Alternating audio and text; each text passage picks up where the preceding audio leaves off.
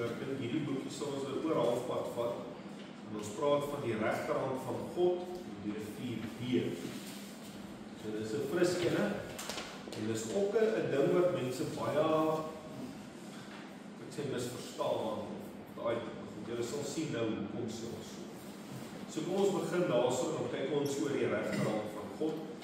In Handelinge 7 vers 56 vind ons die verhaal waar Stefanus gestenig word terwyl hy besig was om te sterwe, roep hy uit: "Kyk, ek sien die hemele geopen en die seun van die mens aan die regterhand van God staan." So ons sien hierdie visioen wat hy sien ooreenstem met Markus se woorde wat Markus sê in Markus 16:19. Dit is Jesus, is opgeneem in die hemel en het gaan sit aan die regterhand van God. So as jy net daai stukkie lees, dan sê hy hierso, in elk geval dit lyk asof daar iemand in die hemel sit en Jesus aan die regterkant. Kan jy dit sien? Dis wat ons brein sê. En hierso sê hy aan die regterhand en nie aan die regterkant nie, hierdie spesifieke verse. So regterhand, en nou moet ons verstaan, nou daar's baie maniere. Want as ek vir jou sê jy is my regterhand, beteken dit jy is hierdie. Wat beteken dit? Dat hy toes oom help. Jy is my hulp. Alright. So, maar as ek jy sê hierdie is my regterhand, dan praat ek van my fisiese regterhand. So, dis die eerste ding wat ek net in julle gedagtes wil los. Ons moet besorg dat ons nie net iets lees en dadelik 'n prentjie volg. Want ek meen as ek sê hy is my regterhand, dan beteken dit nie jy is my 5 vingers. Beteken dit is my hulp. Alright, so kom ons kyk bietjie dat ons die hele skrif in oorskil neem. So ja, as ons suiwer met ons verstand na hierdie 2 verse kyk, dan wil ons menslike denke neig na die gedagte dat daar 2 goddelike figure in die hemel is. By implikasie beteken dit dat die woorde gaan sit aan die regterhand van God, die indruk skep dat die regterhand na 'n plek in die hemel verwys waar die Vader op sy troon sit en met Jesus aan sy regterhand. So, en dit is wat baie mense net dadelik doen. Hulle sê daar's 'n duidelik. Daar sit die Vader en dit wys 'n posisie aan. Alright. So, en ek kan daai selfe voorbeeld gaan sit as ek vir jou sê, kom sit hier aan my regterhand, dan kan dit beteken, kom sit hier. Maar ek kan ook vir jou sê, jy is my regterhand. So, kom ons kyk bietjie verder. Om hierdie aangeleentheid volledig te bestudeer, moet ons gaan kyk na die 2 algemene sieninge met betrekking tot God se godheid, soos dit in die Christelike kerk geïnterpreteer word. By die eerste interpretasie word die godheid van God verklaar by wyse van 'n drie-enige Here. Kortliks behels dit dat God een is, maar dat sy eenheid 'n saamgestelde eenheid is wat van ewigheid af in 3 onderskeie persone of persoonlikhede, Vader, Seun en Heilige Gees bestaan. En al 3 het van ewigheid af bestaan, besit dieselfde eienskappe, kwaliteite, maar het verskillende funksies. Meyer Pullman verklaar dit so: we worship one God in Trinity and Trinity in unity, neither confounding the persons nor separating the substance, for the person of the Father is one, of the Son another, and of the Holy Ghost another. But of the Father, of the Son, and of the Holy Ghost there is one divinity, equal glory, co-equal, eternal majesty. What the Father is the same as the Son and the Holy Ghost, and the Father is uncreated, Son uncreated, the Holy Ghost uncreated. The Father is immense, the Holy Ghost is immense, the Son immense.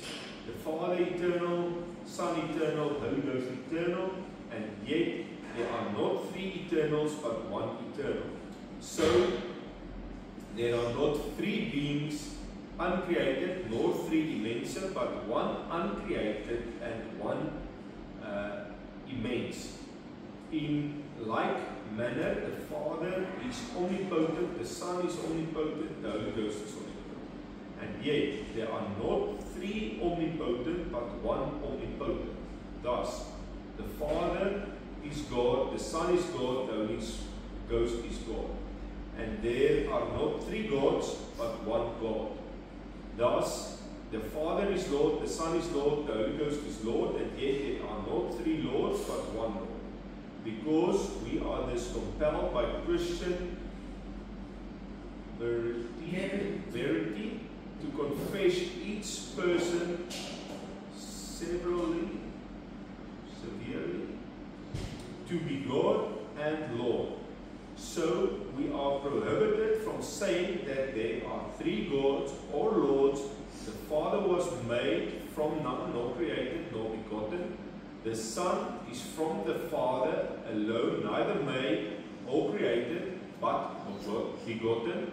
The Holy Ghost is from the Father and the Son, neither made nor created nor begotten, but proceeding. Therefore there is one Father, not three fathers, one Son, not three, one Holy Ghost, not three. And in this Trinity there is nothing first or last, nothing greater or less, but all the three co-eternal persons are co-equal amongst themselves, so that through all, as each above said, both unity and Trinity in unity is to be worshipped, knowing as the doctrine of the Bible, bladsy 71. Okay, hierdie was 'n verskriklike Engelse opstel. So, wat verstaan julle nie, of wat verstaan? Ons begin daar. Die Vader is die Seun van die Heilige Gees en almal is een en al is hulle drie, is hulle een. En almal is goddelik en almal is holy en almal is almal is een. Almal is een. So, sien julle waarom die, ons sê dit nou bespreek. So hulle glo basies een. Die enigste verskil op die hele siening van hierdie ou se siening oor die drie eenheid is die woordjie persone. Ja. Maar as jy mooi verstaan, dan sê hy daar, almal is equal. So jy kan nie posisie kry nie, jy kan nie rank kry nie, hulle is dieselfde. Alright. Maar onthou jy dat ek vir julle laas keer gesê het, toe ons oor daai gepraat, dat daai woordjie persoon kan baie maklik vir mense 'n probleem skep, en dan kan dit 3 apart word met ranks. En dan sit jy met 'n probleem, want jy kan nie 3 gode dien nie. Alright. So, as jy hierdie ou se storie hoor, dan is dit waar die verskil in kom. As jy die res van sy ding lees, dan sê hy, hulle almal is dieselfde. Hulle almal is dit, almal is heilig, almal is omnipotent, almal is al daai goeders, en hulle is een, en dan vertel hulle, maar hulle is verskillend, maar daai hele ding wat ek nou vir julle gelees het. Maar teen die tyd verstaan julle seker nou al baie goed weg. Alright. Maar dit is die lering van so wat. Hieruit sien ons dat die onderskrywers van hierdie siening onomwonde verklaar dat daar net een God is. Tog verwys hulle na 3 afsonderlike persone, Vader, Seun en Heilige Gees, wat onderskeie in funksie is, maar tog een in wese. En vandaar die saamgestelde woord 3 eenheid. Nou, en dit is wat ek vir Annie sê, baie interessant, ons het groot geword met die terminologie, en baie mense verstaan dit reg, Maar sodra jy seker goed in die Bybel lees, dan begin mense deur mekaar raak. Want hier sê hy, hierdie woord, wat hulle dan nou begin het, en ek dink, ergens sal ons lees en die woord kom uit, ek dink 400 na Christus uit. Ons sal dit lees, maar onkorreksie, onder korreksie. Maar hulle sê, dis een wese. So dis nie 3 apart in wese nie, want anders kry jy 3 gode. En hy sê daarso, hierdie siening, hulle glo glad nie dit, hulle glo in een God. Hulle is met. Alright. So, een in wese. En dis waar die woord 3-1, 3 in 1 vandaan. Alright. So kom ons kyk, in die Nederduits Gereformeerde Kerk se 3de leerboek vir senior kategese 1974 word die drie-eenheid van God as volg verklaar. Dis bladsy 79, 80 en 84. God openbaar homself as een God in die Ou Testament. Is daar veral een ding wat baie duidelik na vore kom, en dit is die eenheid van God teenoor die veel godendom, met ander woorde polytheïsme, waarvan die heidene rondom Israel geglo het. Het die Israeliete uitdruklik bely dat hulle net een God aanbid en dat daar ook net een ware God is, monotheïsme. Dit is die een groot ding wat die Joodse godsdiens van alle ander onderskei. Hulle verduidelik verder, hierdie een God openbaar homself as 3. Ons moenie vergeet dat daar 'n voorgang was in die openbaring van God. Daarom is dit veral in die Nuwe Testament wat ons kennis maak met 'n nuwe verrassende openbaring, naamlik dat hierdie een God homself duidelik bekendstel as 3 persone. Hierdie een God is die Vader en hy is die Seun en hy is die Heilige Gees. Maar tog vind ons ook in die Ou Testament reeds duidelik spore hiervan. Genesis 1:26 lees ons byvoorbeeld dat God gesê het, laat ons mense maak na ons beeld en ons gelykenis. Nou het die mens geword soos een van ons deur goed en kwaad te ken. Weer Genesis 11:7 by die bou van die toring van Babel, kom laat ons neerdal en hulle taal daar vertaal. Hierdie teksverse sê nog nie vir ons dat daar 3 persone in die Godheid is nie, maar dit dui reeds op meer as 1 persoon in die goddelike wese. Op bladsy 84 word die volgende verduideliking gegee. Tot dusver het ons aangetoon hoe God self hom in sy woord openbaar het as 'n drie-enige God. Met ons logiese denke sou ons nooit so 'n God kon uitdruk nie, want die hele begrip bots met logika. En dit is onderstreep daar, en dit kan jy amper highlight ook. So, die begrip bots met logika. Onthou dit, want as mense het moet uitredeneer, dan wil hulle logika gebruik om dit uit te redeneer. Alright, dis 'n vreemde rekeningkunde en dan vertel hulle daar. 1 plus 1 plus 1 is 3, dit weet ons almal, maar dis nie wat die Bybel van God sê nie. Die Bybel sê 1 plus 1 plus 1 is 1. Die sleutel lê egter hierin, God het een wese, maar 3 persone. So, julle almal ken hierdie Here. Almal wat ergens in hulle lewe in die kerk was, ken hierdie. Want dit kom direk uit hulle hand uit. Alright, so al hierdie goeders het ons geleer, ek het dit geleer, ek was daar, en soos ek julle gesê het, ek was in baie kerke, so ek ken hulle almal se stories, maar dit is amper die meeste mense se basis is hierdie. Almal weet daar's net een God. Maar wanneer hulle dit verduidelik daar, en julle ken al my posisie rondom hierdie 3 persone ding, dit maak mense die mekaar. Want as jy mense lank genoeg praat, dan vergeet hulle van die een God. Dan dan sien hulle 3 verskillende persone. En as jy 3 persone het jy 3 identiteite. Dan vergeet hulle 1 plus 1 plus 1 is 1. So, dis maar waar my grootste issue kom partykeer. Mense glo reg, maar wanneer hulle moet verduidelik, dan skop logika. En ek meen hierso sê die NG Kerk se katekese boek, die begrip bots met jou logika. Alright. So kom ons kyk. Ons moet egter in ag neem dat die onderskrywers van hierdie teologiese uiteensetting met betrekking tot God se godheid ten alle tye glo dat daar net een God is. Okay.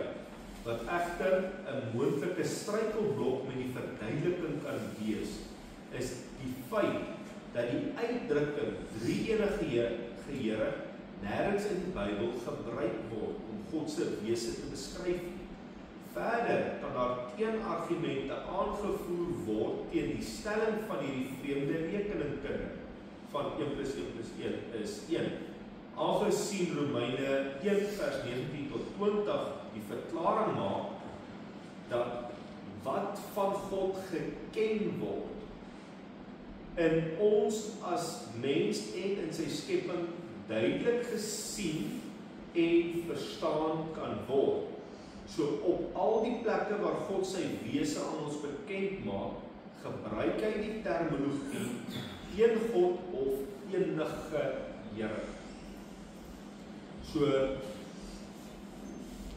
dis hier waar die goed deur mekaar. So ek moet sê fundamenteel glo almal dieselfde as een God. Maar sodra jy by die verduideliking kom, dan raak 1 3. Maar nêrens vind jy dit in die Bybel, die terminologie. Jy vind net die terminologie een God of enige Here, of ons is een in die Bybel. Ek sê nie, en ek verklaar dit, ek sê nie ons van die Vader, Seun en Heilige Gees, ons sê wie wat, hulle is een in funksie, alles dit is een God. Maar hy openbaar as Vader, Seun en Heilige Gees. So ons, kan ek sê, ag dit nie niks, daar is verseker spesifieke funksie. En dit is wat ons moet verstaan, want as jy dit verstaan, dan kan jy verkyk. As verseker openbaring rondom dit. Ja, want hy sê God, die Vader, God, die Seun, God, die Heilige Gees. So, een God, maar 3 verskillende funksies wat hy in een verrig. Ek wil met aan die verskil waar hy een vind. Ek gaan by nou sê waarmee verskil. Okay. Nêrens, en dit wat hy nou gesê het, is juist wat mense die mekaar. Nêrens in die Bybel staan God die Vader, God die Seun, God die Heilige Gees.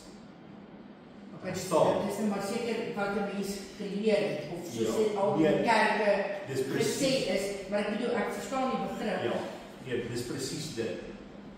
Want nêrens staan dit in die hele Bybel. Nêrens. Daar staan God, die Vader, Seun en Heilige Gees, of doop hulle in die naam van die Vader, Seun en Heilige Gees. Dit staan daar. Maar onthou, daar staan nêrens God die Vader, God die Seun, God die Heilige Gees. Want dit skep 3 aparte gode. Dan jy hoor wat ek sê, want dit is een stelling met die skrif. Want as ek vir jou sê, daar is God die Vader, daar staan God die Seun, daar is God die Heilige Gees. Hoeveel gode is daar? Dan is daar nie meer een God. Ja, ek bedoel dit nie so. Ek weet dat die bedoeling is so. Ek bedoel dit nie so nie, want dis wat ek net sê. Ek weet. Ja. Maar hoekom ek dit uitlig? Ja, want as jy dit vir mense sê. Dit word vir mense geleer. En dan as jy vir mense sê, dan sê hulle dit, want dis hoe hulle dit verduidelik. Maar as jy dan logies daarna kyk, en op die taal wat ons almal verstaan, dan ewe skielik is daar 3. En as ek dan vir jou sê, maar verduidelik vir my dan hierdie 3, want jy sê dan nou dit is 1. dis wanneer die moeilikheid begin. Maar God is die Vader en daai selfe God is die Seun en daai selfe God is die Heilige. En so. En wat vir my interessant is, as jy tot die NG Kerk se verduideliking vat, dan is dit daai verduideliking. Maar as jy mense kry wat hulle praat, dan sê hulle, daai wat Tannie nou gesê het, ek kan nou vir Tannie sê, Tannie glo dit nie, maar Tannie is dit geleer. Want ek is dit opgeleer. Of jy het gehoor, dis so gepraat in die kerke en die preek. Ek kan nou vir Tannie sê waar dit uitkom as ek dit nie mis het, is in die geloofsbelijdenis. Sê dit. Ek glo in God die Vader. Ek glo in God die Vader, die almagtige, die skepper van die hemel en aarde. Ek glo, ja. Ek glo in God die Vader, die Seun en die Heilige Gees, die almagtige. Sê hulle dit nie God. Ok, maar dan is dit daar ook reg. Ja. Maar daai wat Tannie nou sê, ek verskriklik baie mense gehoor sê. Ja. En dit bring verwarring. Dis eintlik waar dit. Ja, omdat jy sê God, maar jy moet wel eintlik, soos jy sê, pertinent sê daai selfde God. Dis want hy sê ek is. En soos jy daar sê, ek is die vredevors. Ek is die volk. Ek is al daai. En weet Tannie, rondom hierdie spesifieke dag, is dit waar die grootste argument. Want mense sê, hulle verstaan, hulle verklaar alle goeders, maar as dit by die verduideliking kom, dan sukkel hulle om te sê, God is Vader, Seun en Heilige Gees. Presies soos wat ons het nou leer en soos dit sê. Dit is vir my moeilik dat mense dit nie wil verstaan. Dit is daai wat hulle, wanneer hulle wil, ek dink dis weer eens mense wat, hulle wil die Bybel maak soos hulle dit wil hê. Hulle wil nie soos die Bybel nie. En dit is eintlik, is dit so maklik en die meeste mense glo aan die eenheid. Maar wanneer dit by die verduideliking kom, dis wanneer die moeilikheid begin. Dan sukkel hulle om nog steeds te verduidelik dat hierdie eenheid met hom geopenbaar as Vader, Seun en Heilige Gees. En hulle sukkel om te verstaan, presies soos wat Tannie nou gesê, dat God kan hom openbaar in enige ding. Ja. Hy kan 'n brandende bos wees. Hy kan 'n donkie wees wat praat. Hy's onbeperk. Maar sodra jy hom beperk en verduidelik en jy begin te skei, dan begin jy vir jouself moeilikheid maak. Dit is omdat hulle nie daai, ek bedoel daai, wat is die woord wat ek nou sê, almagtigheid van God, die almag van God, moet die mense. Onthou die vorige lesing wat ons gedoen het, het gegaan oor daai verborgenheid. Ja, want die volgende ding is hulle sê, nou kan die Here dan met jou donkies op en praat, en nou kan die Here dit doen. Party mense sal hulle voete uitverbrand. Alright. Julle moet asseblief, as jy iets nie verstaan nie, stop by, is nie by. Lieber, is jy reg? Mama? Ja. Alright. Maar ek wil net vir dit, want ek moet dit duidelikheid kry so. Sweetie? Ja, ons neem op en die, is dit grrrr. Ek wil jy moet tog het verstaan, ons moet, ek moet vir julle die volle prentjie skets, dat julle kan sien, waar kom ons uit by die regte hand. Want dit is, soos ek julle nou gesê, waar die verduideliking inkom, waar die moeilikheid tref.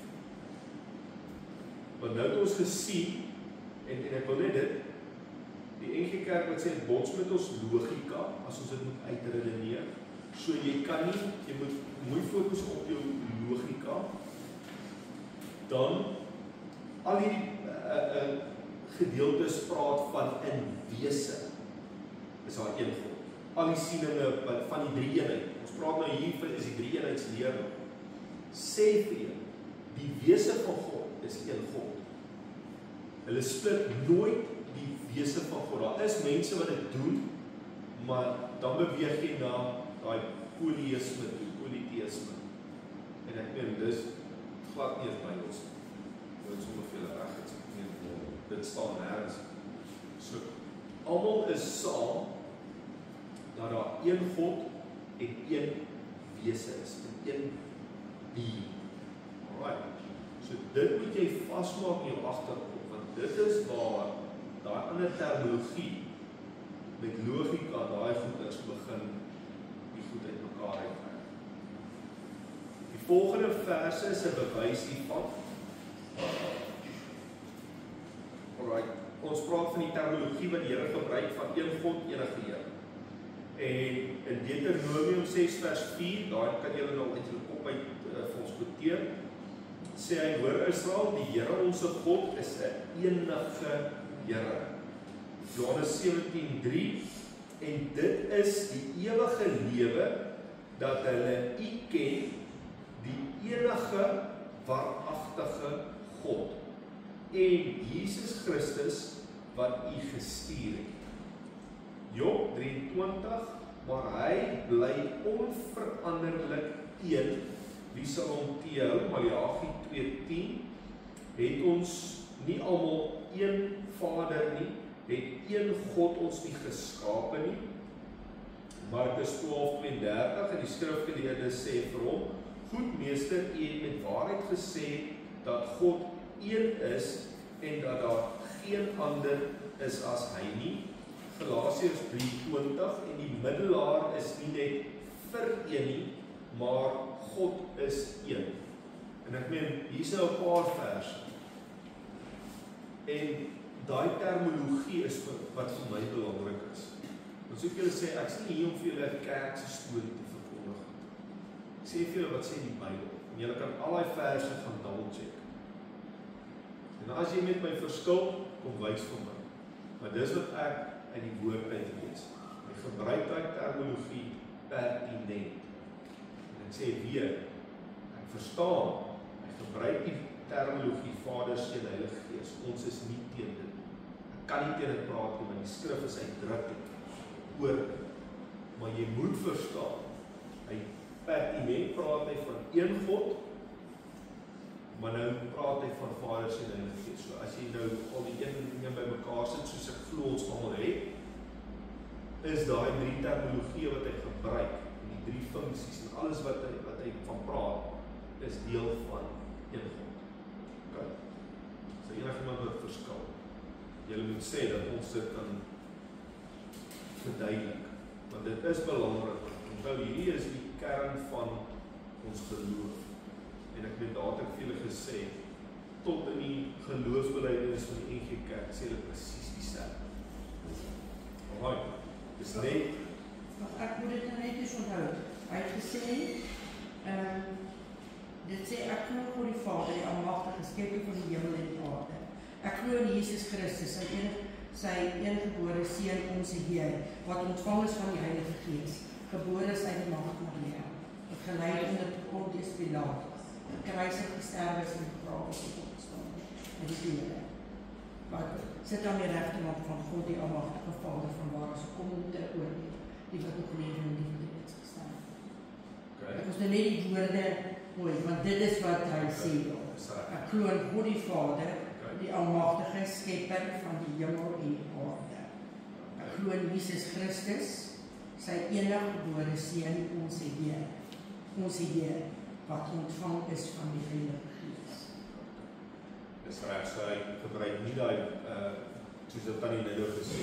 Ja, wat hy sê dit is wat ontvang is van die Heilige Gees, gebore is uit die maagd Maria, wat gelei het onder Pontius Pilaat. Dis reg. Dit is ook interessant dat daai gedeelte dat hy sê hy het opgevaar na die regterhand, soos ons nou besig is. Ja, waar hy sit aan die regterhand. Opgevaar het in die hemel, hy sit aan die regterhand van God, van waar hy sal kom om te oordeel, die wat nog lewe en die wat reeds gesterf het. So, kom ons gaan verder. Hierdie is nog wel 'n intense lesing. Is dit reg? Wat jy nou sê? Ek kan nie fout vind nie. Maar dan moet jy so ek sê, in terme van dit, sien ek nie die probleem. Jy moet net verstaan, dat daar is net een God. Dit is so eenvoudig soos dit. En dis wat die Bybel doen. Right. Maar, onthou net, ons sal nou by die verskillende funksies en daar moet uitkom. Dit is hoe dit klaar. So kom ons gaan nou verder, ons is nog steeds by die regte hand. So vir baie mense mag dit dalk geen verskil maak nie, maar per geleentheid was verskeie Christene alweer aanhangers van ander gelowe, in besondere deur aanhangers van Islam geloof hieroor gekonfronteer, omdat hulle daarop aanspraak maak dat hulle die God van die skepping aanbid en dat hy homself in ons Bybel as sy enige Here beskryf. Die twee algemene sieninge met betrekking tot God se godheid word verklaar na aanleiding daarvan dat God homself as sy enige Here beskryf. In opsomming behels dit: God wat ewig Gees is, bestaan in 'n absolute enkelvoudige eenheid. Toe die Gees van God, met ander woorde die Heilige Gees wat Maria oorskadu het God die Vader geword van sy eniggebore seun. Jesus Christus is dus niemand anders as God self, wat in die gestalte van 'n vleeslike mens gekom het nie. God het nie deur hierdie proses homself in aparte persone of persoonlikhede verdeel nie, want vereers is dit God wat Gees is, wat nou geopenbaar word as Vader deur die geboorte van 'n seun, in wie hy homself aan die mens kom openbaar het. Derhalwe is dit dieselfde God wat homself as Vader, Seun en Heilige Gees openbaar het, sonder om die wese van sy eenheid te skaad. Robbie Engelbreg. Alright. So, net interessant as jy dit so leer. Hierdie ouer wat hierdie Robbie Engelbreg sê, verskil julle van.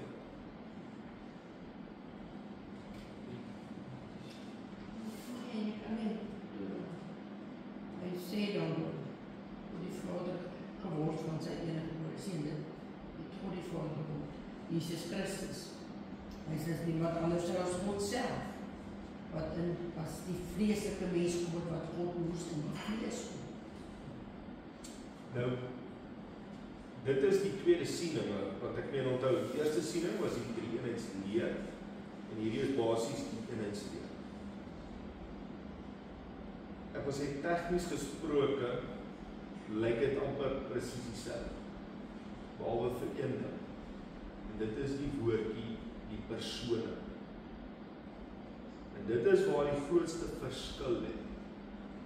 Want die eenheidsleer sê die Vader, Seun en Heilige Gees, al die goeders, maar hulle sê jy kan nie die persone en persoonlikhede skei. En dit word baie gemisinterpreteer en ek moet dit vir julle verduidelik. Die rede vind. As ek sê jy is 'n persoon, jy's 'n persoon, jy's 'n persoon. Hulle is drie persone wat hier so sit. En jy het drie verskillende persoonlikhede. Kyk nou, daar's drie identiteite. Daar's drie verskillende denke. Maar die drie-eenheidsleer sê vir ons nee, dit is reg so. Maar julle drie met verskillende persoonlikhede, verskillende identiteite, verskillende denke, is daar nou een. Jy verstaan waar die confusion. Ek weet mense wat dit reg verstaan, glo dit nie so. Maar waar die confusion in kom is by ek sê jy is jou eie mens, jy is jou eie mens, maar eintlik is jy een mens. En dit is waar confusion vandaan. Maar as ons redeneer, soos in die doopsformulier, daar is 'n Tomeli, hy is een mens, een persoonlikheid, maar hy is 'n vader, hy is 'n man, maar hy is ook 'n seun. Dit bring 'n ander dinamika.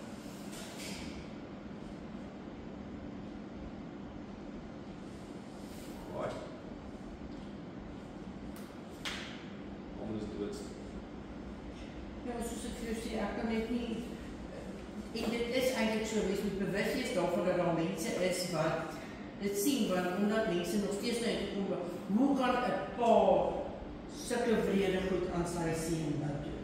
Dit is wat meeste mense wil sê, ek glo nie in God nie, want hoe kan 'n pa sy seun laat kruisig word? En al daai verskriklike lyding sit en laat gekruisig word en daarom glo ek nie in God. Sien dat die Dit is, soos ek sê, dit is, want mense gebruik dit en sê, ja so, daarom, weet ek nie nou, ek weet nie wat moet jy dan van die vrouw, glo jy dan in die seun, kry jy hom nou jammer, glo jy dan in hom, en daar pas jy Heilige Gees vir jou. Maar sien dat die, dis hoekom ek sê, dis die enigste plek waar ek 'n probleem het. En ek weet baie mense glo presies dieselfde wat ons glo in een God. Ja. Maar dan op daai oomblik, wanneer mense dit sê, dan split dit in 3 verskillende goed. 3 mense. Want hulle sien 3 apart. Dis wanneer die confusion inkom. Presies soos jy sê, hoeveel mense sê daai gedeelte van hoe kan 'n pa? Maar as jy dan sê dis teen God, dan elimineer dit daai probleem. Want jy kan nie, want mense wil nie die funksie insien. Want omdat mense nie die funksie insien nie, want hulle kan nie die verlossingsplan verstaan. Ja, Hulle kan nie die vleeswording verstaan. En dan raak dit 'n probleem, want dan word daar skeiding gemaak en dan raak daar 3 apart. En dan kry jy die volgende issue van posisie 'n rol speel. Want met die, ons sê met die geloofsbelijdenis of wat almal glo aanvanklik, is alles gelyk. Maar sodra jy sê die wat hierdie wrede pa, wat hierdie arme kind, dan sal ons 'n posisie verstaan. Dan sal ons 'n autoriteits verstaan. Maar onthou julle daai vers wat ons gelees het, is dit ek kan nou nie onthou nie, is dit nou Timoteus of Titus, maar dis die vorige lesing wat ons gepraat het van die woordjie insien. Onthou julle daai woordjie? Hy praat van die verborgenheid.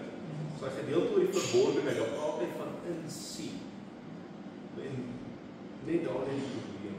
Sodra jy dit nie kan insien, die verlossingsplan en wat God in plek moes bring, dan kan jy nie die eenheidswerking van die Vader, Seun en Heilige Gees van die een God insien. Dan sit dit nie. Want sodra jy dit alles apart maak, dan raak dit in die wrede pa. Kyk hoe doen hy dit? Hy doen nie eens die werk self nie. En soos dan hy sê, dan maak hom die Heilige Gees het. Jy weet nou die waar lê die alle probleme, wat ek ook al ervaar het vir mense wat dit skei. Dan sê ek, okay, jy sê die Vader is hier, dan het jy die Heilige Gees en dan jy die Seun. Ek praat dan van mense wat hom nou apart. Hoe het Maria swanger geword met die Seun? Deur die Vader of deur die Heilige Gees?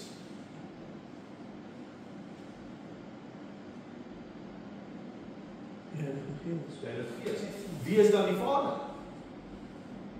As die Heilige Gees die oorskadu-werk doen het, wie is dan die Vader? Van die Seun Jesus dan? As die Vader met die Vader. Maar ooit exactly. Sodra jy daai goed begin skei, dan maak daar seker goed nie meer sin. Maar as jy lees, in Johannes 4:24 staan God is Gees. Nou as God Gees is God heilig. So is God dan so 'n Heilige Gees.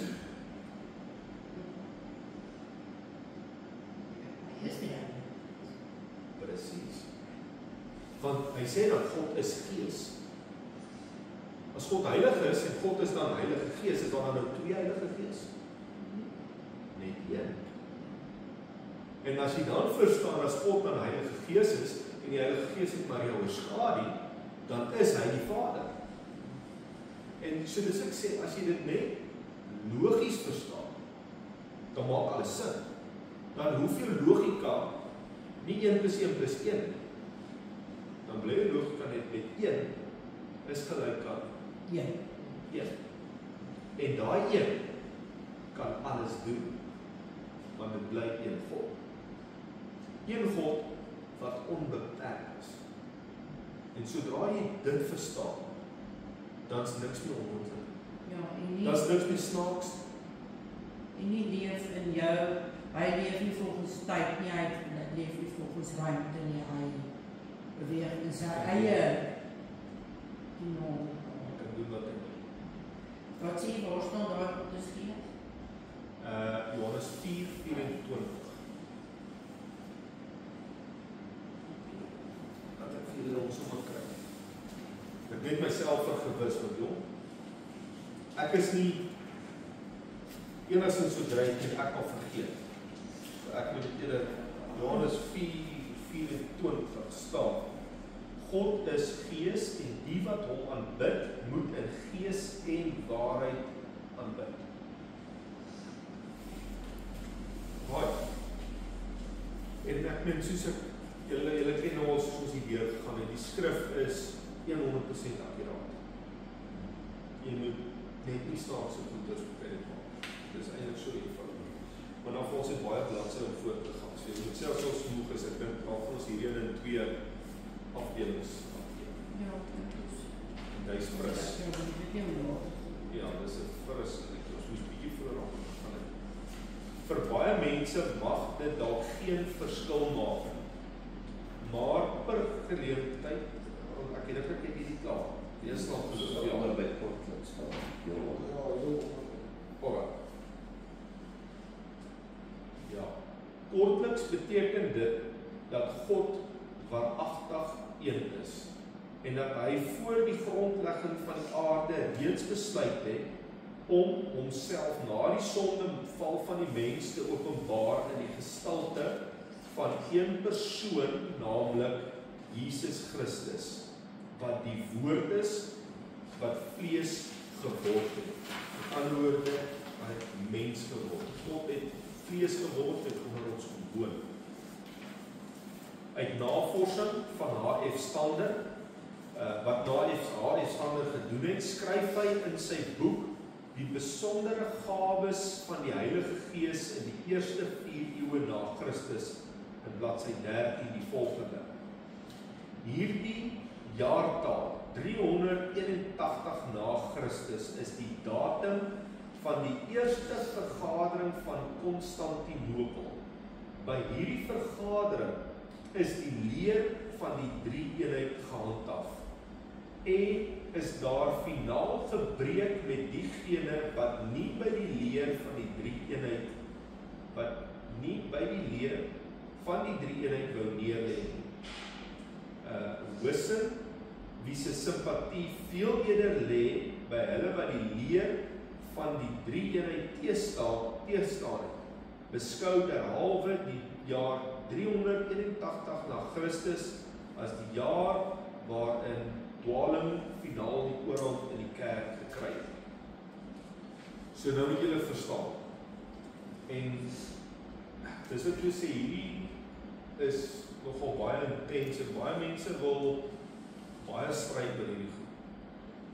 As jy vat die eerste basies 4 eeue na Christus, was daar nie 'n woord soos drie-eenheid gewees onder die gelowiges. Dan moet jy verstaan, dit beteken al die apostels, die hele kerk, Paulus het gekom het, almal na die tyd, het geglo in 'n enige Here, en dit was hulle beskrywing van God. En in hierdie jaar, by die vergadering van Konstantinopel, toe besluit die kerkwêreld in daai vergadering, hulle wil die leer van die drie-eenheid handhaaf, en daar word die terminologie drie-eenheid gebore. En dan staan hierdie een nou wat dit nou teëgestaan. En die rede hoekom ek dit vir julle sê, is baie mense wat die terminologie drie-eenheid gebruik, verstaan 100% die eenheid van God. Dis nie 'n probleem nie. Maar sien julle hoe maklik kan jy daai selfde terminologie gebruik om iemand te verwar? As jy het verstaan, gaan dit vir jou geen verskil maak nie. Al sê praat jy van die drie enige God, daar's baie mense wat dit doen, verstaan, God is een God. Hy verstaan, God het in die vlees gekom. Hy verstaan hoe werk die hele spektrum.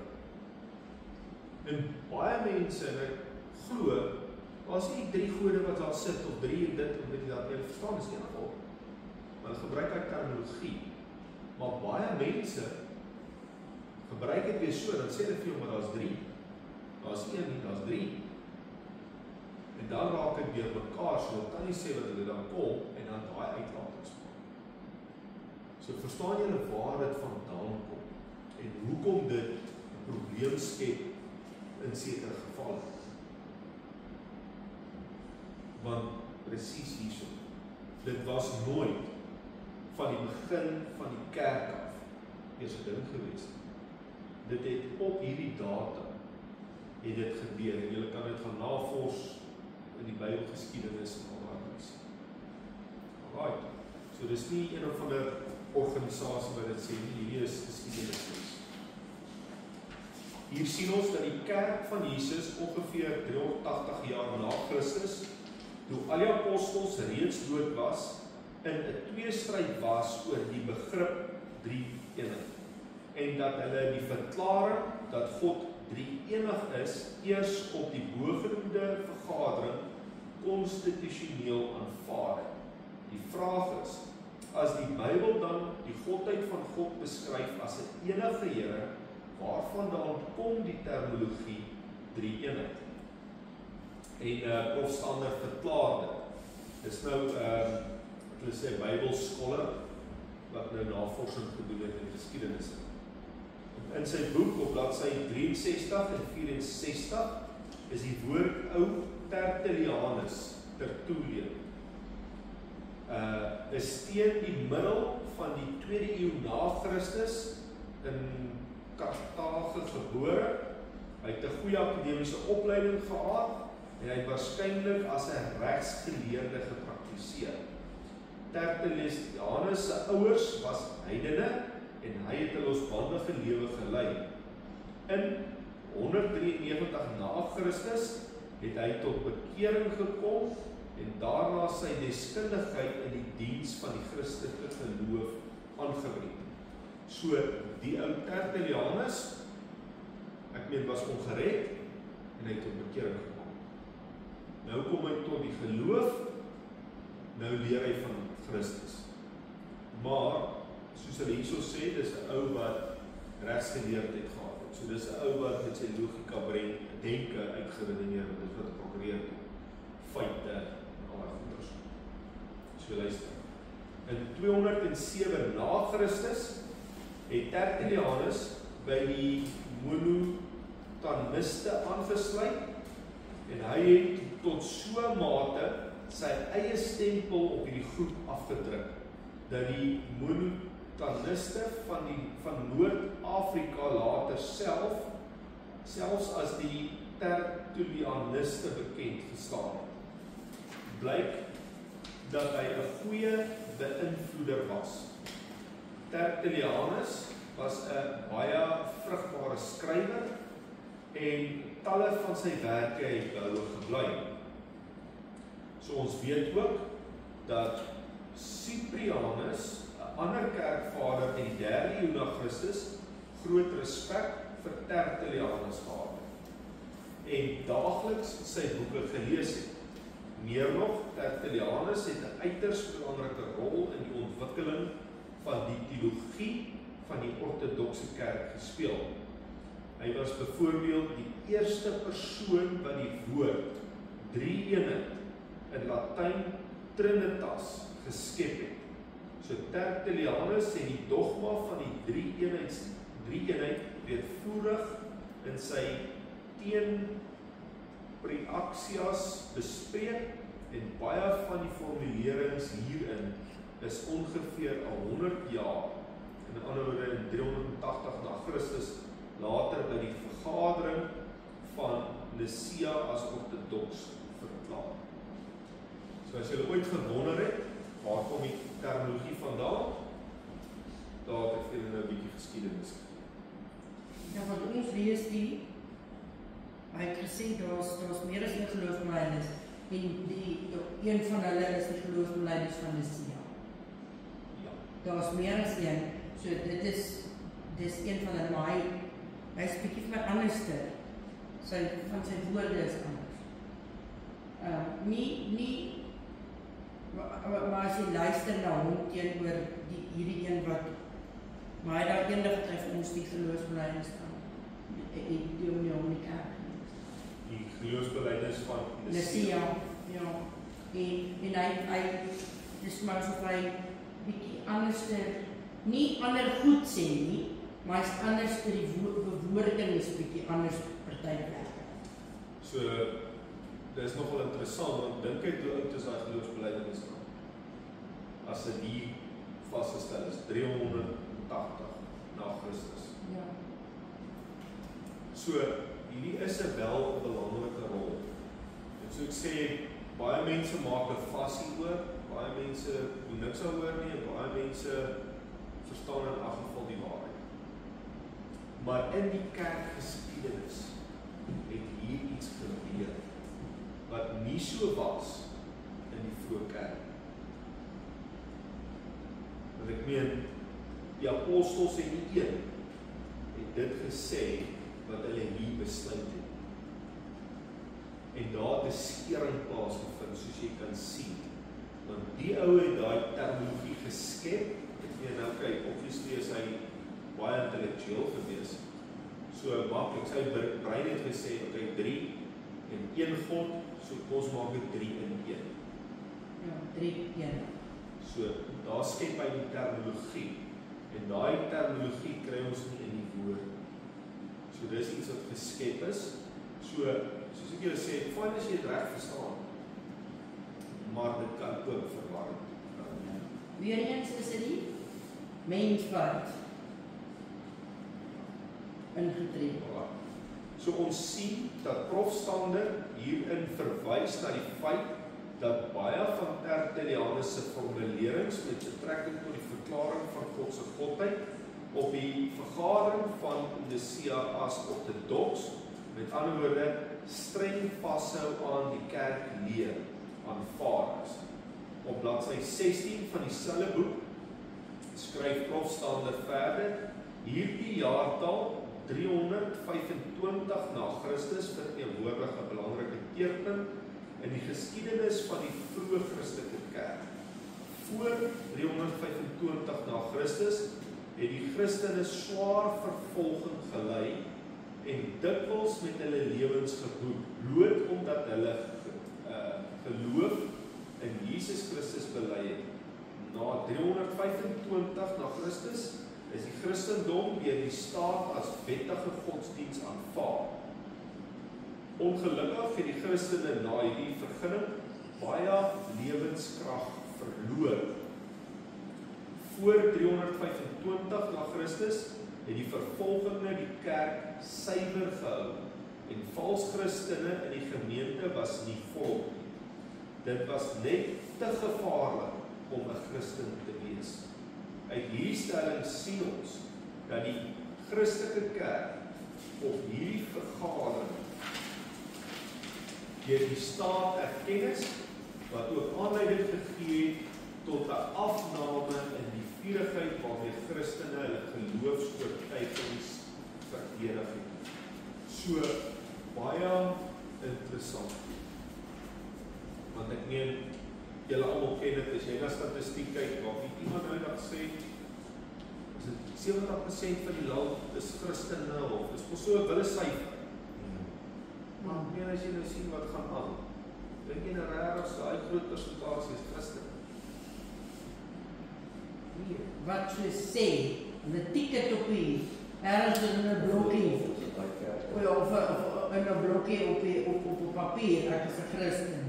Maar hy maak 'n baie interessante stelling hierso.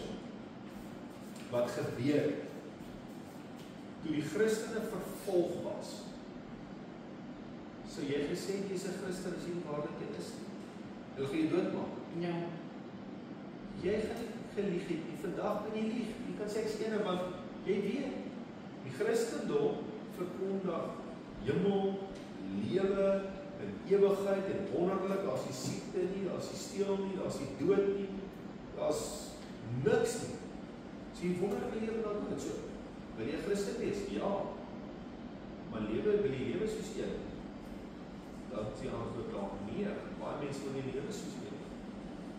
Maar as hulle vir jou doodmaak, omdat jy Christen is, dan gaan jy sê, nee, kan jy dalk nou second thoughts. So toe vervolging weggeval. Toe wil almal Christen wees, met hulle die beloftes wonderlik. Maar die lewensverandering het nie gekom. So verstaan julle wat nou gebeur, en ek sê, hoekom, ek meen, as ons nou al hierdie gerigte lees het nou, hoekom kan ons so baie valsheid intree? Maklik, want daar is geen accountability. Daar is geen vervolging, daar is geen niks. Maar wat hy ook sê, wat interessant is, die krag het afgeneem. As jy vat, die kerk vervolg was, Petrus skade weer op 'n siek ou geval en het gesond. So daar's 'n ander dinamika wat plaasgevind het. Want as jy 'n Christen was, was jy 100% Christen. Jy kon nie terughou nie. Want jy kon jou lewe gee vir al die waarheid. So jy het all out gegaan. En dan vra hulle, hoekom sien ons nie 'n wonderwerk en al die goeders nie? Ek dink oor dit. Daai intensiteit is nie in vandag se kerk nie. Ek wil nie sê dit is nie hier nie. As verseker mense wat dit het, as verseker, maar ek dink tot 'n groot mate het ons daai intensiteit verloor. En hierso sien jy in die kerk geskiedenis, daar sê hulle daar het afgeplat. Alright. En ek wil die laaste stellingie maak voordat ons aangaan. Nou verstaan jy ook, hoekom daar so baie argumente binne die kerk is. En min suiwering. Want almal is 'n Christen en almal het opinie. Maar as dit regtig oor Christus gegaan het, dan het almal eenheid gehad. Soos wat ons sien in die boefretrek. Hulle was eendragtig by mekaar. Daai eenheid beteken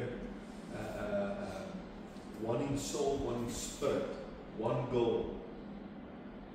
So daar was nie verdeeldheid nie. Nou is daar meer verdeeldheid binne in die kerk. Alright.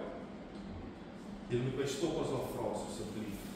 Dit is ongetwyfeld so dat die kerk in die eerste 2 eeue na Christus nooit na God verwys het as 'n drie-enige Here.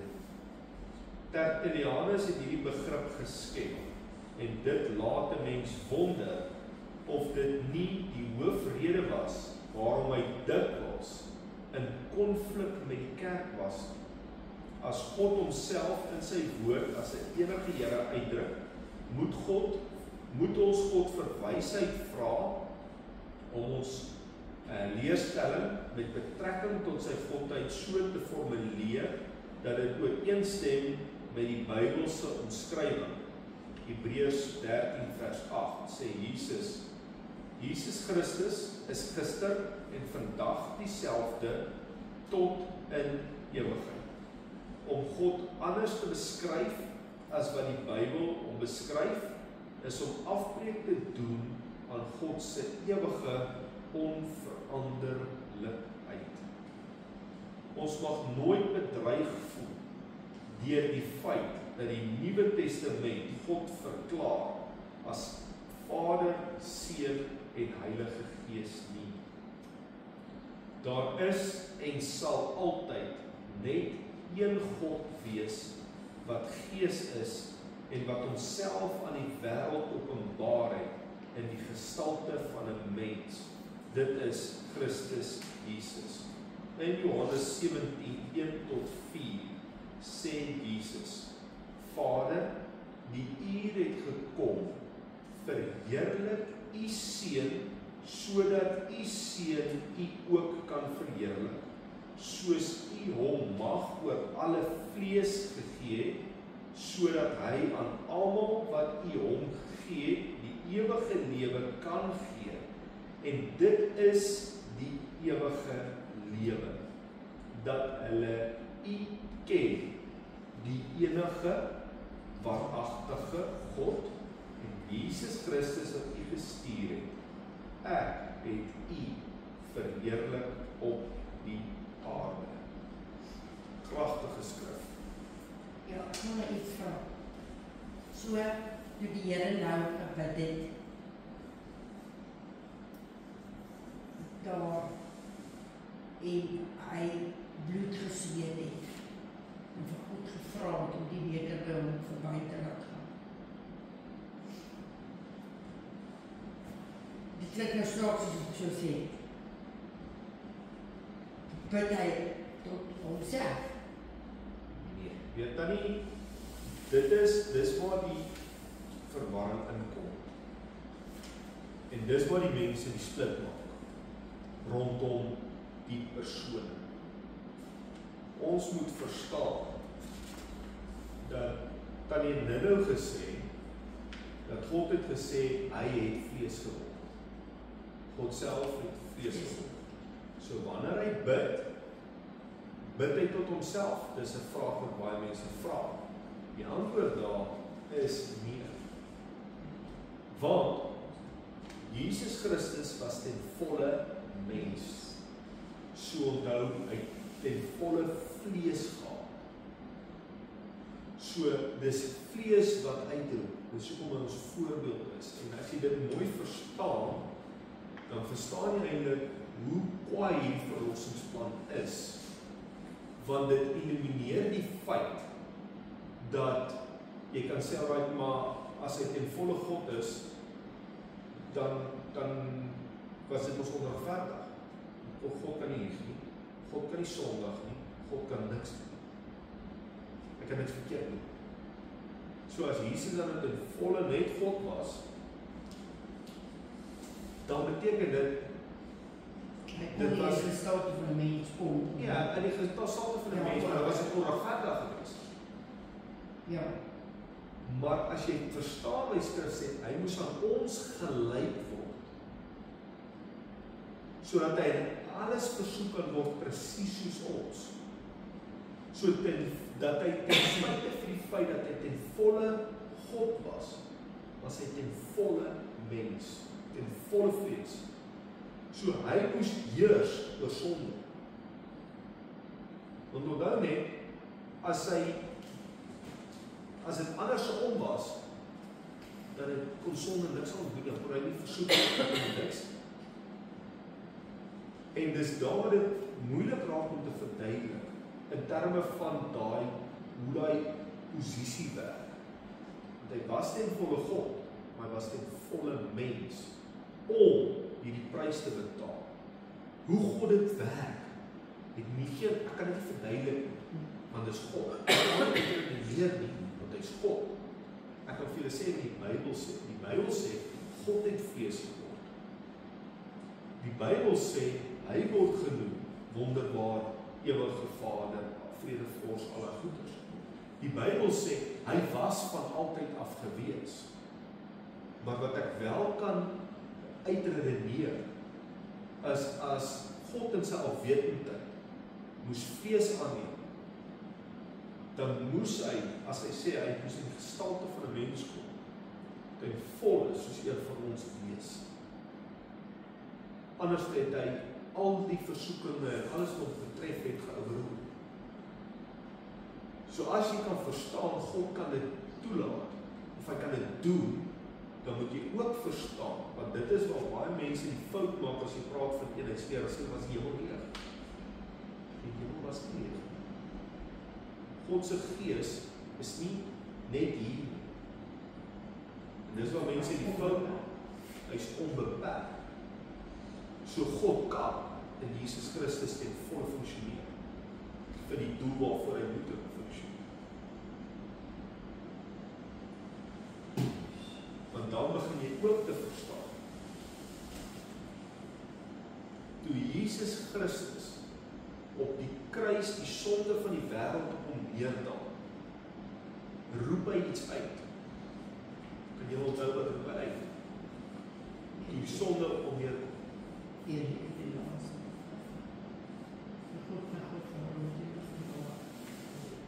Presies. Want die Gees van God kan nie 'n huis met sonde deel nie. Toe die prys vir sonde betaal, toe die sonde van die wêreld op hom neerkom, toe roep hy dit uit, en God kom nie verlaat. So, in terme van God se raadsplan, hoe dit werk, kan ek nie vir jou sê, want ek is nie God, ek kan nie. Maar, dit is wat hy gedoen het. En dan as jy dit verstaan, en jy verstaan, die hemel was nie leeg. Toe die Gees Maria oorskadu het en Jesus Christus word gebore, God met ons, en hy het op die aarde gewandel, dan kan jy verstaan ook hoekom hy kan bid tot sy Vader, want hy is ten volle vlees. Dit sal ons glad nie sin maak, as die volheid van God in hom gewoon het, en die hemel was leeg, dan met wie sal hy praat? So stel jy dan nou sê, met homself. Ja, dis wat Maar dan was hy nie ten volle mens. en sou hy nie, ja, die sonde, want dit is waarvoor hy kom, dis sy verlossingsplan. Exact. Maar wat wel vir my ook interessant was, hoekom moes hy eers opvaar voordat die Heilige Gees kom afkom?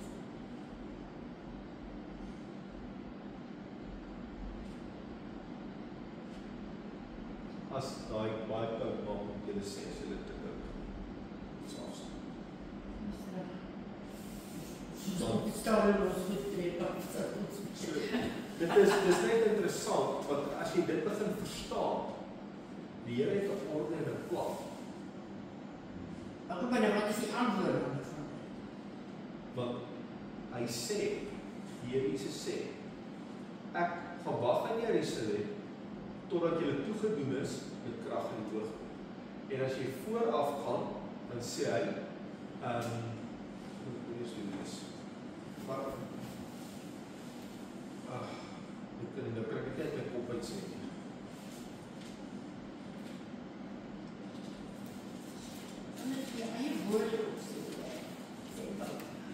Ek kan nie eens dit nou uit my eie woorde, want ek is nou hierso op die regterkant. Okay, excuse jou. Nou maar sien, dis nie nie, alle van die goeie skoppie.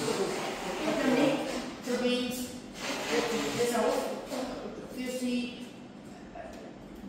jy is jou lewe lang met die goed, maar en dan, maar nou, dit is al vir totaal goed raak, die woord word nou so werklik met hierdie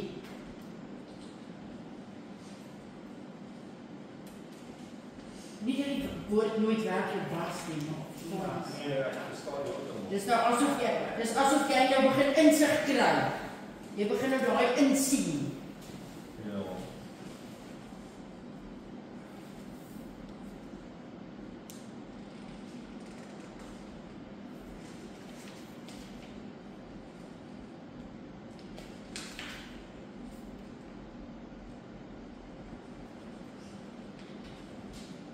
Ek kan dit presies onthou waar staan dit. Ek weet net hierso met die laaste verskyning wat hy sê, toe open hy hulle verstand om die skrifte te verstaan.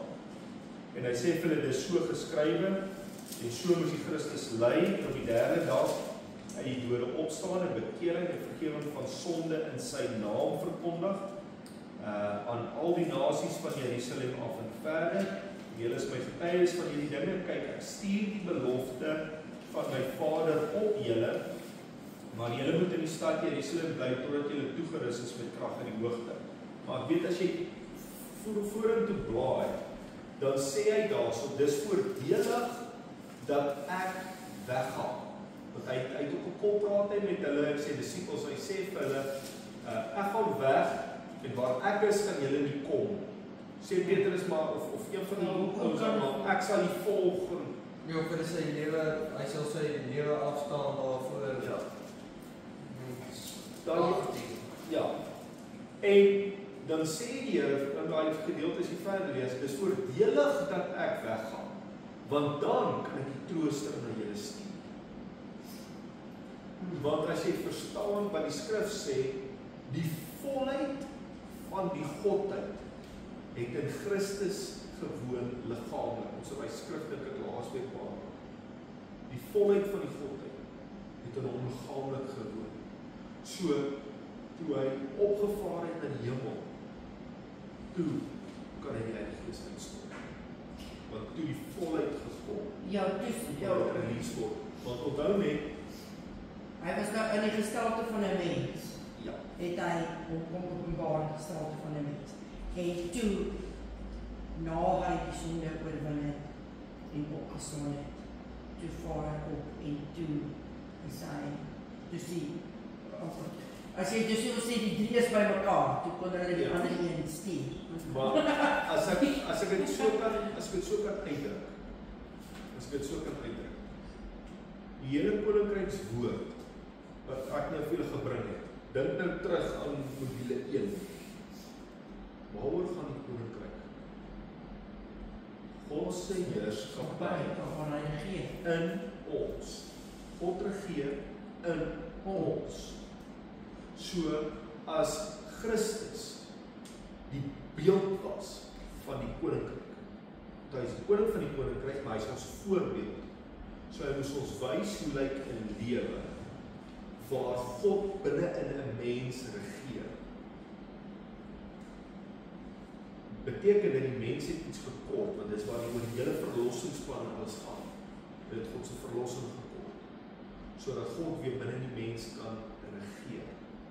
So hy moes dit ten volheid maak, die hele verlossingsplan klaarmaak, sodat hy weer in ons kan regeer. En hy kan dit net doen deur middel van die Heilige Gees.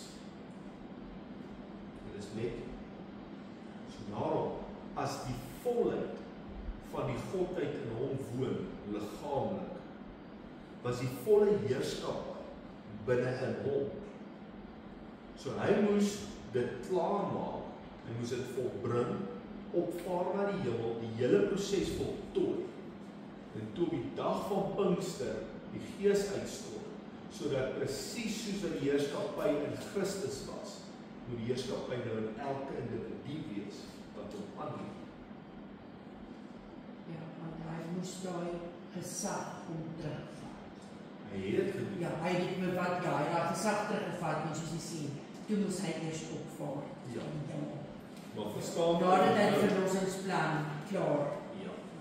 So verstaan julle nou hoekom hy gesê het vir die disippels, julle kort is. Nou, hulle moet eers pak. Kort die heerskappy. So dan maak dit heeltemal sin. Want as hy gepraat het van sy Vader, want ek meen onthou net, elkeen van ons moet wederbaar word, daarom kan ons opbid, God, ons Vader. Want sy heerskappy is in en deur ons, nadat ons wedergebore is. So die hele proses druk mooi in mekaar, en ek meen as ek dit soveel sê, maak dit vir julle logies sin. Maak heeltemal vir my logies sin. Maar dit is diep. Dit is nie net sommer, okay, dit is hoe dit werk. En soos ek julle sê, want dan beteken dat jy moet God begin uitredeneer. En jy kan dit nie doen nie, want sy plan is so fenomenaal. Maar as jy dit nie kan doen en jy wil dit doen, dan gaan jy begin sê, okay, maar nou sit ek met 'n probleem. Want in ons aardsheid, ek meen, as jy die seun is en daar is die Vader, dan is julle twee. Want ons is die God. Ja, want dit is wat ek nou net. Jy kan dit nie uitredeneer, want dit is daai verborgenheid van God, wat jy nie nodig het. Ja. Nou tot so ver gegaan, ek het nie eens so veel los. Okay, op die Johannes 1 skrif, ons het eintlik nog daar. Ja. Okay. Sjoe. ons kyk net dat ons net 'n hoofstuk klaar maak. Die is Maar- die hoofstuk in. So, Dis alles een ding. ek sal maar 'n merkie moet maak. Maar alraai, om terug te kom by 1 Johannes 5. En ons weet dat die Seun van God gekom het en ons verstand gegee het om die waaragtige te ken, en ons is in die waaragtige in sy Seun Jesus Christus. Hy is waaragtig God en die ewige lewe, my kinders. En ons is eintlik die een voor hom gewees. Hierdie is al die tweede een. Ek wil eintlik van die eerste een gepraat het. Sorry, as jy hier net bokant hom kyk. As jy kyk dat die Here Jesus praat, onthou dis nou sy vlees wat praat, dan lyk dit amper vir jou asof jy tot 2 sien. As jy nou nie verstaan wat ek julle nou verduidelik het. Maar dan wat interessant is, dan vat hy dit bymekaar in daai laaste gedeelte wat hy sê, en dit is die ewige lewe. So, as jy glo in alles waarvoor lewe ons, sodat ons die ewige lewe kan beerwe. Nee. Nou sê hy, dit is die ewige lewe. Dat hulle u ken. Met ander woorde, wie is die u waarvan hy praat? Hy praat van die Vader. Wie is die Vader? Die enige waaragtige God en Jesus Christus wat u gestuur het. Nogal interessant as jy dit so lees, dat ons die ewige lewe kan ken. Dit is die ewige lewe dat hulle u ken, die enige God, enige waaragtige God en Jesus Christus. So die enige waaragtige God waarvan hy praat, want ek meen hy praat met sy Vader en Jesus Christus wat hy gestuur het. Alright, dan is ons by daai 1 Johannes 5 en ons weet dat die Seun van God gekom het en ons verstand gegee het om die waaragtige te ken, en ons is in die waaragtige in sy Seun Jesus Christus.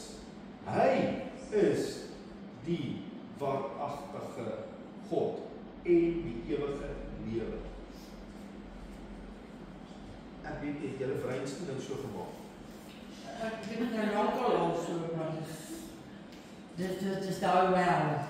Ek moet vir jou sê dat hierdie laat my brein elke keer ophof. Ja. Werk jou brein op vir jy oordoen. Nee, hy is amper. Laat ek dit net weer. Ja. Ek meen ons is hier by Johannes en dan spring ons na 1 Johannes, né?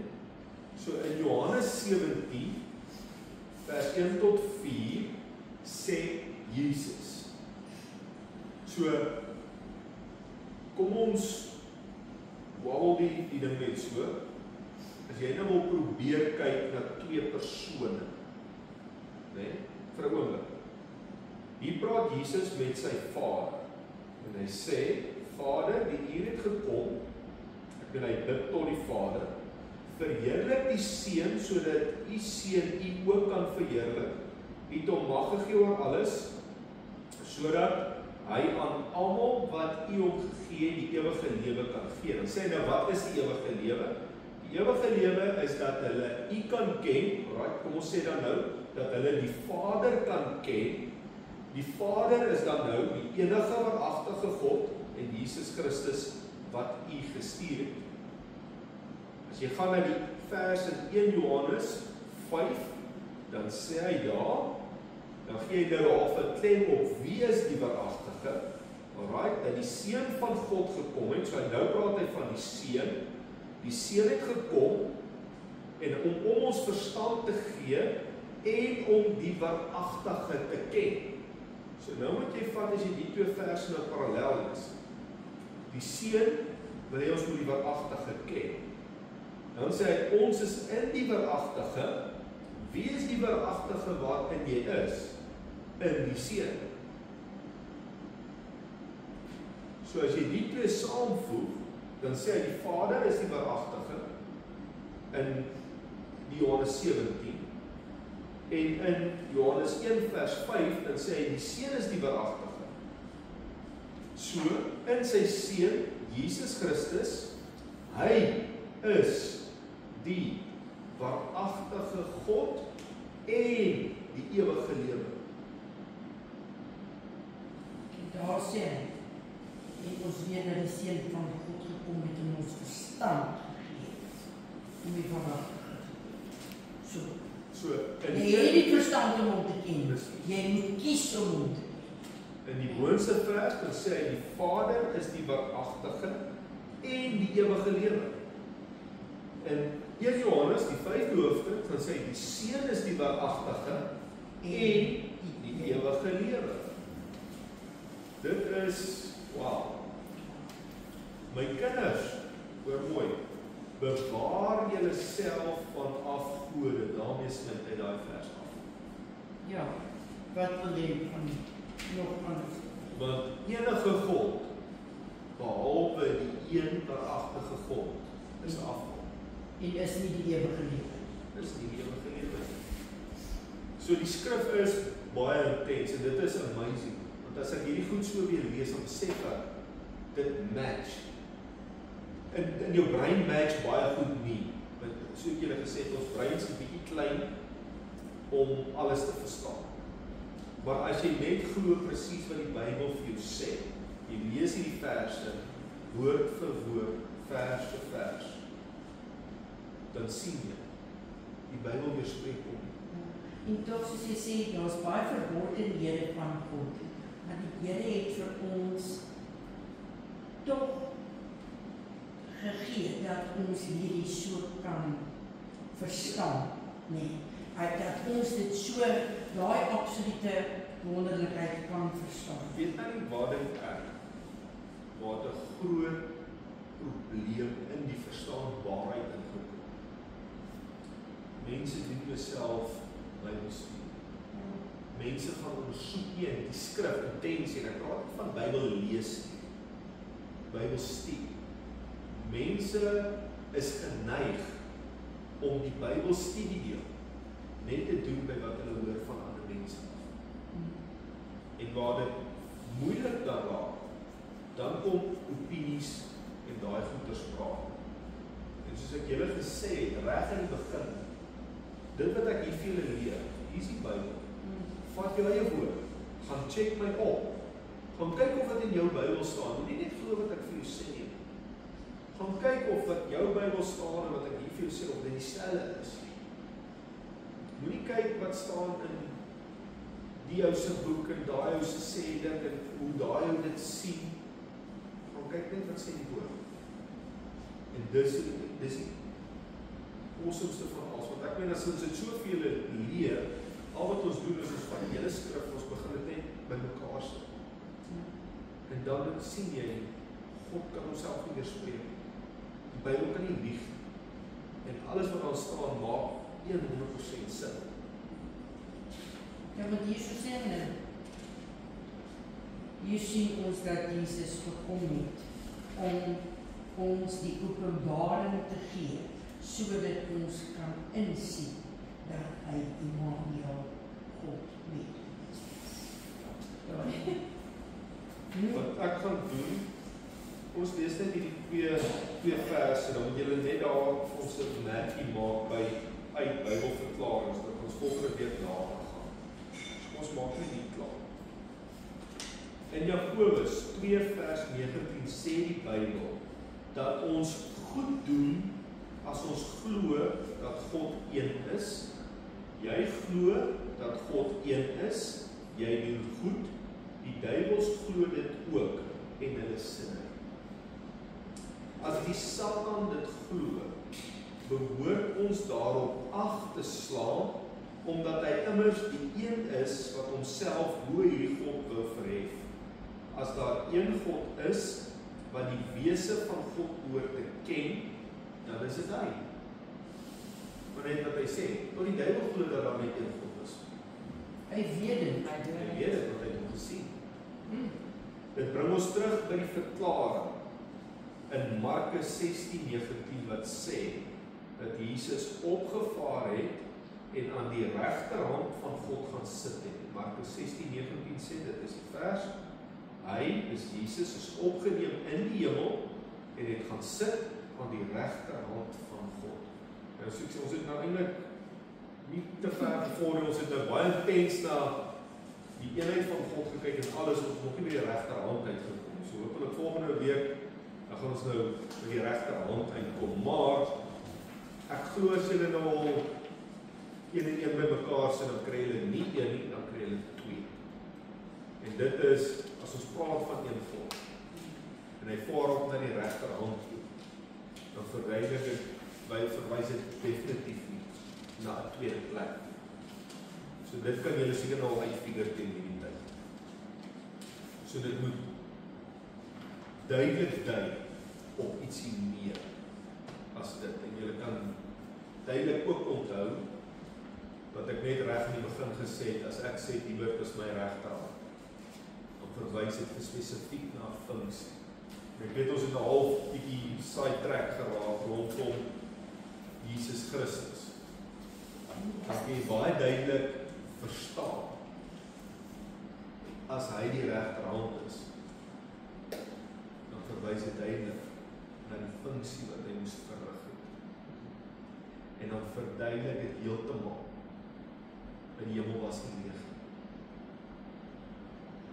Dan verduidelik dit heeltemal hoekom hy as seun van God, maar ook seun van die mens kan bid tot sy Vader.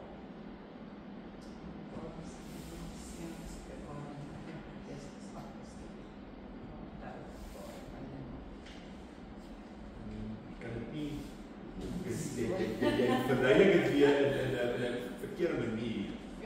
Ja, dis hoe sê jy so In baie God se grootte en in sy almag. Kom ek stel dit so. God was op Het hy sy regterhand op die aarde laat heers. Sy regterhand. So Jesus Christus was God in die vlees. Maar omdat ons God wil beperk tot 'n mens, maak dit hier deur mekaar. Maar as jy besef, net in jou brein vasmaak, God is onbeperk. God vul die hele aarde. So vir God om 'n funksie te verrig op die aarde, is nie 'n probleem. Ja, want daar selfe God, hy was in die hemel en terselfdertyd op die aarde. Net so. En Want selfde en God. jy weet dan nie, Ja. ek sê, die rede hoekom mense sukkel om hierdie goed te verstaan, is hulle wil God beperk.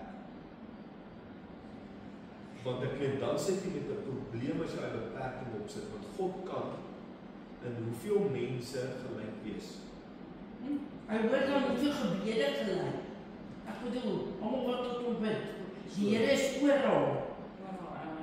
Hy is alomteenwoordig, daar sê hy, omnipotent. En dit is een ding wat jy wel moet verstaan rondom die beperking.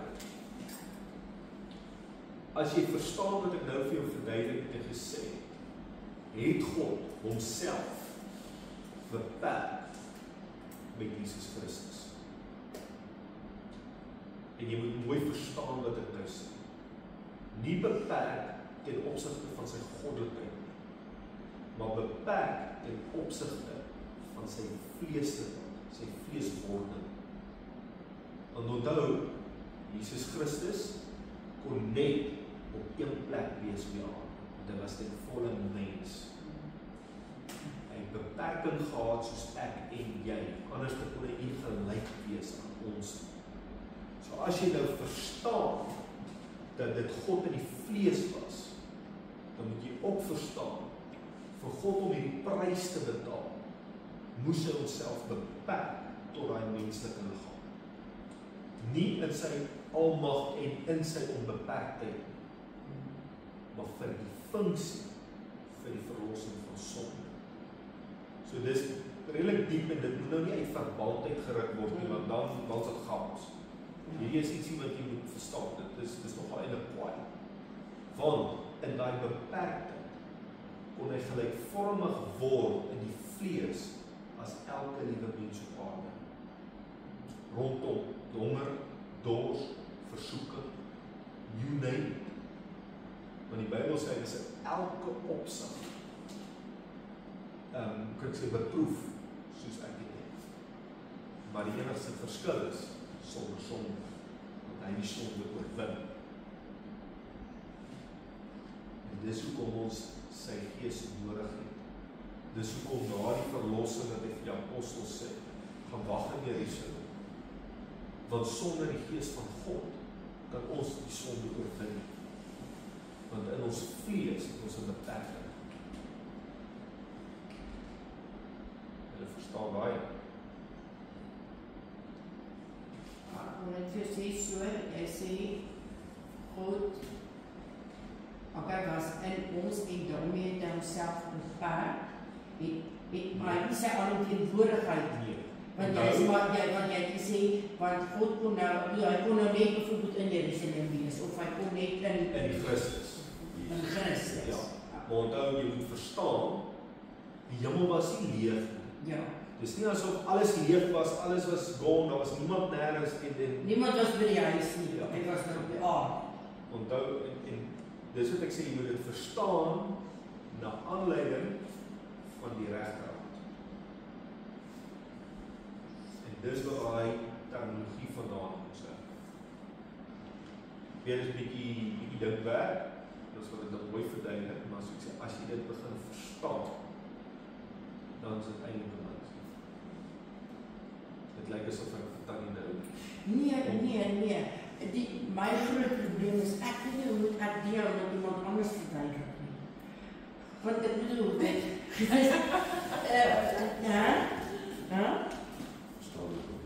nee, ek verstaan dit, maar as jy dit nou vir iemand anders onthou, jy is nou besig met 'n disipelskap kursus, jy moet nou vir iemand, as iemand anders jou vra om jy dit verduidelik, onthou dit. Want die Here sê, ons is vissers van mense. Ons moet, soos, onthou dit nie. Ek kan dit nie verduidelik soos Elia dat verduidelik, maar ja, probeer ek skryf dit als neer nie, want kan ek dit nog steeds nie, dan hoor ek nie wat jy sê nie. Ek sal dit so verduidelik. Ek sal dit daarop nie.